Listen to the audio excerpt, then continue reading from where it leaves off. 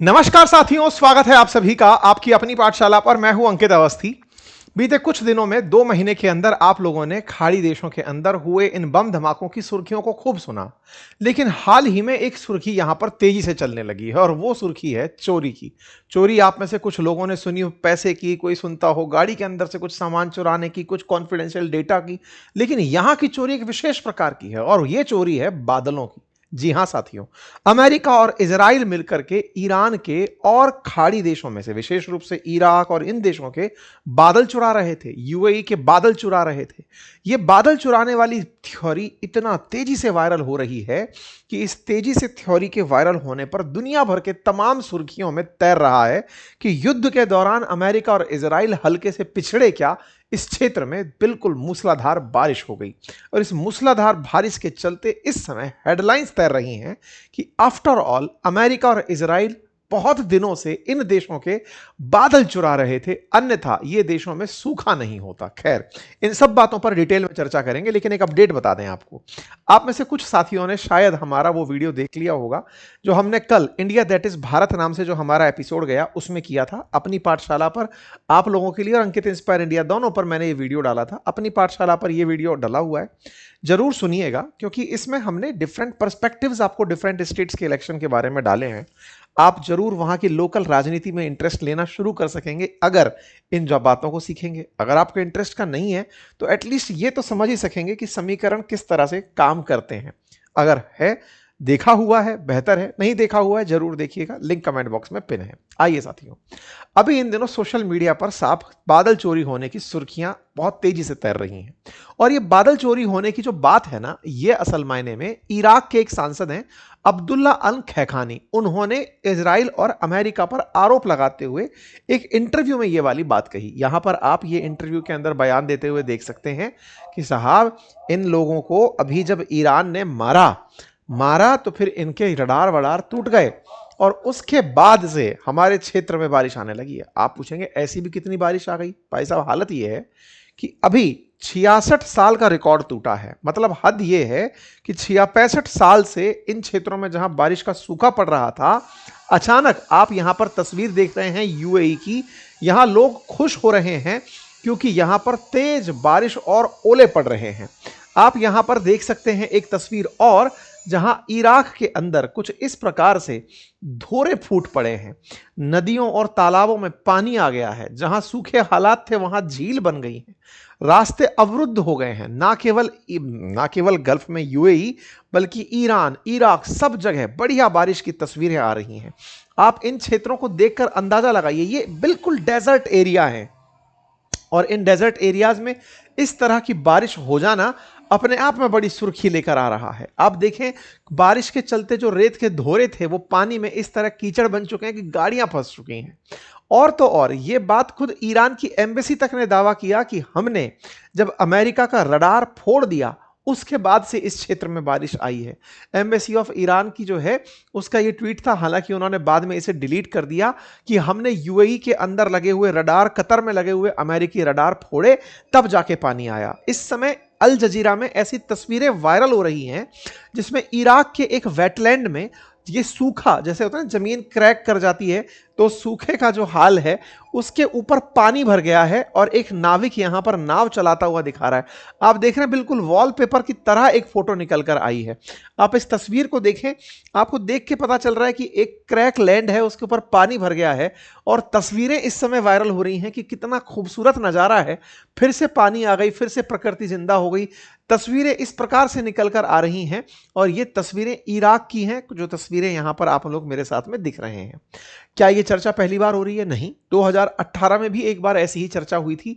तब एक ईरान के जनरल लेवल के सैन्य अधिकारी ने यह कहा था कि अमेरिका और इजराइल हमारे बादल चोरी कर लेते हैं, और उस बादल चोरी की घटना को उस समय भी काफी ज्यादा सुर्खियां मिली थी और वो बाद में उन्होंने खुद, जनरल साहब ने अपने बयान से वापसी कर ली थी और लोग उस समय भी बहस में काफी रहे थे। लेकिन इस बार फिर से यह चर्चा तेजी से बन गई कि साहब, ये लोग तो हमारे बादल चुराते थे, लेकिन भला हो ईरान का, जिसने यूएई के अंदर और कतर के अंदर तैनात जो अमेरिकी रडार सिस्टम थे, थाड सिस्टम थे, इनको तोड़ा, तब जाकर के हमारे यहाँ बारिश आई। असल मायने में आपको याद होगा कि हाल ही में हुए हमलों में थार्ड मिसाइल डिफेंस सिस्टम और FPS 132 early warning radar system Iran के निशाने में तबाह हुए थे। ये आप खबर देख सकते हैं कि Iran damage US strategic FPS 132 radar in Qatar, March 5 2026 की खबर थी। एक बहुत बड़ा रडार था जिसका काम यह था कि कहीं भी दुनिया में कोई हलचल हो रही हो मिडिल ईस्ट के क्षेत्र में, वहां पर हुई हलचलों को यह ट्रैक कर लेता था। और इस ट्रैक किए हुए सिस्टम को इसने प्रॉपर तरीके से अपडेट कर रखा था कि अगर कोई भी रडार कहीं कहीं कोई भी मतलब फ्लाइंग ऑब्जेक्ट कहीं से निकलेगा तो ये पूरा अमेरिका के सिस्टम को अवेयर कर देता था। लेकिन ईरान ने इस सिस्टम को नुकसान पहुंचाया, अमेरिका का बड़ा नुकसान था ये।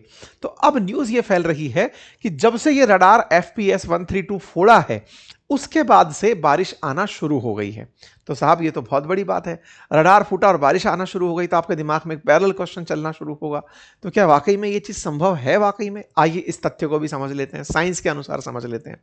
देखिए साइंटिफिक तरीके से, ज्योग्राफी के हिसाब से बादल चोरी जैसी कोई घटना एग्जिस्ट नहीं करती है। हाँ, मौसम में बदलाव होना ये सुनने में आता है। मौसम में बदलाव की घटनाएं पहले भी चर्चा का कारण बनी है। आज से 1 महीने पहले मैंने इसी चैनल पर बिल गेट्स के ऊपर कि बिल गेट्स बारिश करवा रहे हैं, यह खबर हमने कवर की थी। सोशल मीडिया पर आजकल कुछ भी तैरने लगता है, और ऐसे में अब एक खबर ये क्लाउड थेफ्ट की होने लग गई है कि साहब बादल चोरी कर लिए गए हैं। बादल चोरी की बात को बैकिंग मिलती है जब कोई कहता है क्लाउड सीडिंग जब हो सकती है तो बादल चोरी भी हो सकता है।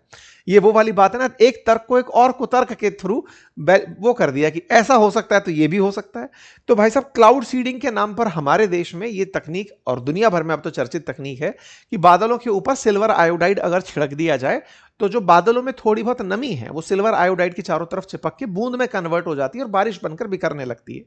क्लाउड सीडिंग के अपन ने खूब सारे उदाहरण सुने हैं, और बहुत से देशों में जहां बारिश का संकट होता है वहां क्लाउड सीडिंग की जाती है। क्लाउड सीडिंग के लिए कई बार ड्रोन तकनीक का इस्तेमाल किया जाता है, और हमने खुद राजस्थान में क्लाउड सीडिंग का जब प्रयोग हुआ था उसके ऊपर सेशंस भी किए थे। तो क्लाउड सीडिंग को सुनकर लोग कहते हैं कि जब बादलों को ऊपर से बरसाया जा सकता है तो बादलों को ले जाया भी जा सकता है, लेकिन फैक्ट यह है कि ऐसा होता नहीं है। दुनिया के संगठन में, विश्व जो मौसम विज्ञान संगठन है उसकी अगर हम बात माने तो ये जो क्षेत्र हैं जहां पर इतनी ज्यादा सूखा पड़ रहा था, 65 साल से सूखा था और अचानक बारिश आ गई, ये क्षेत्र मैना क्षेत्र के नाम से जाने जाते हैं। मध्य पूर्व और उत्तरी अफ्रीकी क्षेत्र जाने जाते हैं, जहां दुनिया के औसत से ज्यादा यानी कि लगभग 2 गुना टेम्परेचर राइज होता है। मतलब यहां पर टेम्परेचर राइज होने की जो गति है वो 0.43 डिग्री के हिसाब से प्रति वर्ष बारिश की मतलब गर्मी की वृद्धि हो रही है। ये सहारन जो क्षेत्र है ना, इस पूरे के अंदर सब सहारन, ये मिडिल ईस्ट और नॉर्थ अफ्रीका का क्षेत्र है जिसमें दुनिया के तुलनात्मक रूप से जो तापमान बढ़ रहे हैं उससे डबल गति से यहां तापमान बढ़ रहा है। कहते हैं सदी के अंत तक इस क्षेत्र में जो औसत तापमान है वो 5 डिग्री सेंटीग्रेड बढ़ जाएगा। कारण क्या है? कारण तो देखिए, यहां डेजर्ट है वो तो है ही है, और उसके बावजूद यहां पर जैसे आप जानते हैं पूरा पूरा फॉसिल फ्यूल का काम चलता है, मल्टीपल रिफाइनरीज चल रही हैं, बड़े बड़े शहर बन गए हैं, तो अत्यधिक जल का शोधन हो रहा है, प्रकृति के साथ एनी टाइम खिलवाड़ चल रही है। तो ऐसी स्थिति में यहां पर टेम्परेचर बहुत तेजी से राइज हो रहा है, जिसको कि आप मतलब ग्राफ्स के थ्रू समझ सकते हैं। और यह माना जाता है कि पर्यावरण के साथ यहां पर जबरदस्त एक्सप्लॉयटेशन हुआ है। मतलब मिडिल ईस्ट और नॉर्थ अफ्रीकी temperature just double global average की तुलना में बढ़ा है। ये डेटा है, रॉयटर्स में ये पिछले साल प्रकाशित हुआ था, ये आज भी डेटा उपलब्ध है, आप इसको देख सकते हैं। यानी कि यहां पर जो तापमान है वो बढ़ना एक बहुत बड़ी घटना है, और उस तापमान के बीच में अचानक बारिश आ जाना ये एक जलवायु परिवर्तन का संकेत नहीं है। ये जलवायु में कुछ परिवर्तन की जगह मौसम की घटनाओं के रूप में देखा जा सकता है। जैसे तुर्की की बात की जाए तो तुर्की वाले क्लेम ये कर रहे थे कि हमने अपना एयर क्षेत्र बैन किया तो इजराइल वाले हमारे बादल चुरा कर नहीं ले गए और बारिश आ गई। वास्तविकता में तुर्की के अंदर भी वेस्टर्न डिस्टर्बेंस जैसे सिस्टम क्रिएट हुए हैं। वैसे ही ईरान के अंदर भी ऑलरेडी वहां पर ड्रॉट सिचुएशन इस हद की है कि ईरान का जो पानी है वो जल स्तर बहुत ज्यादा तेजी से नीचे गिर रहा है। हालत यह है कि राष्ट्रपति ने जल की राशनिंग करने तक के भी विचार किए हैं कि भाई पानी बटा करेगा कि इतने दिन में इतना पानी इसको दिया जाए। ऐसे में ये घटनाएं जब आती हैं तो जब सरकारें जिस काम को करने में फेल हो जाती हैं वहां पर इस तरह की फर्जी खबरें बहुत तेजी से तैरने लगती हैं, और उन्हीं खबरों को यहां पर आप उठते हुए देख रहे हैं, फिर चाहे ईरान हो फिर चाहे इराक हो। और इराक जैसी जगह के बारे में चर्चा इसलिए ज्यादा होती है क्योंकि मेसोपोटामिया जैसी सभ्यताएं यहाँ की टिग्रिस और यूफ्रेटस जैसी नदियों के बीच में बनी है। लेकिन अब फिलहाल अत्यधिक दोहन जो प्राकृतिक संसाधनों का हुआ, जिस तरह के हालात यहां पर बने, पेड़ पौधों के साथ नुकसान हुआ, तो पर्यावरण के अंदर परिवर्तन से तापमान बहुत तेजी से बढ़ा, तो सूखा पड़ने लगा। अब उसको ये लोग जो है वो बारिश के साथ जोड़कर चल रहे हैं। लेकिन वास्तविकता ये है कि यहां पर बारिश पर्यावरण के कुछ क्लाइमेटिक इफेक्ट्स के कारण हुई है, ना कि किसी बादल चोरी के रुकने के कारण हुई है।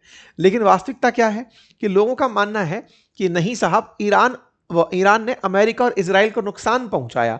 तो यह बात लोग विश्वास कैसे कर ले रहे हैं? कारण यह है कि जब आपके किसी भ्रम का जवाब कहीं ना मिले तो आप उसको सत्य मानने लगते हैं। और दूसरा, आप इतना ड्रॉट सीन सिनेरियो में जी रहे हैं कि आपको हर कोई भी गलत फहमी वाली बात सही लगने लगती है। और तो और, जहाजों से उठता हुआ ये जो कंडेंस्ड ट्रेल बनता है, लोग तो इसी को रिलेट करते हैं कि बोले यही तो है वो बादल चुराने वाला जो सिस्टम है। तो कुछ इस तरह से, क्योंकि अज्ञानता में भ्रम की स्थिति को बहुत तेजी से फैलाया जा सकता है। और जब यह पता रहे कि साहब कोई दूसरा देश दुश्मन को नीचा दिखाने के लिए कुछ भी कर सकता है, तो गलत फहमियों को तेजी से फैलने का मौका मिलता है। यही कारण है कि सोशल मीडिया पर ये चीजें वायरल हो जाती हैं। वास्तविक रीजन केवल इतना था कि यहां पर वेस्टर्न डिस्टर्बेंस था, जिसके चलते मॉइस्चर पुल हुआ और बारिश यहां पर होकर के आई। ये क्लाइमेट चेंज भी नहीं है, कोई अंतराल में हुआ परिवर्तन है। ठीक है, तो उम्मीद है कि आप लोगों को यह जानकारी तथ्य के साथ पता चली हो कि बादल चोरी नहीं हुए। लेकिन अगर ऐसा कुछ कर दे कोई देश, तो क्या इसको लेकर कोई कानून है? हाँ है, एक एनमॉड करके कानून है, जिसका मतलब यह है कि convention on prohibition of military and any other hostility use of environmental modification techniques. हालांकि यह बहुत ही कमजोर कानून है, जिसमें यह कहा गया है कि आप किसी दूसरे देश के पर्यावरणीय संसाधनों का दोहन नहीं कर सकते। हालांकि इसके रेटिफिकेशन भी बहुत कम है और बहुत कम देश इसे मानते हैं, कोई सख्ती से कानून भी नहीं है। ऐसी स्थिति में इस तरह की चीजों को और बल मिल जाता है, फेक चीजें बहुत तेजी से फैलने लगती हैं। कुल मिलाकर बादल चोरी नहीं हुए हैं। अगर आप भी ऐसा मानते हैं तो बचें, ये सब फर्जी खबरें हैं। कुल मिलाकर कंक्लूजन ये है कि जलवायु परिवर्तन एक गंभीर समस्या है, ग्लोबल वार्मिंग एक बहुत बड़ा चैलेंज है। पर्यावरण में हुए परिवर्तन से तापमान बहुत तेजी से बढ़ रहा है। आवश्यकता है कि व्यक्ति अपने जो क्रियाकलाप है ना, उनमें एंथ्रोपिक जो रीजन है, एंथ्रोपोजेनिक जो रीजन है, व्यक्ति जनित जो रीजन है, उनको बदले और तापमान को कंट्रोल करने का प्रयास करे। पेड़ पौधे लगाए जितना ज्यादा हो सके, मतलब जो ग्लोबल वार्मिंग के कारक हैं उन्हें अपने स्तर पर कंट्रोल करें। बाकी आप लोग इसे कैसे देखते हैं जरूर कमेंट बॉक्स में बताइएगा। बाकी पैनल डिस्कशन के लिए लिंक मैंने कमेंट बॉक्स में लगा रखा है, उसे देखकर आप अपनी राय अवश्य दें। धन्यवाद।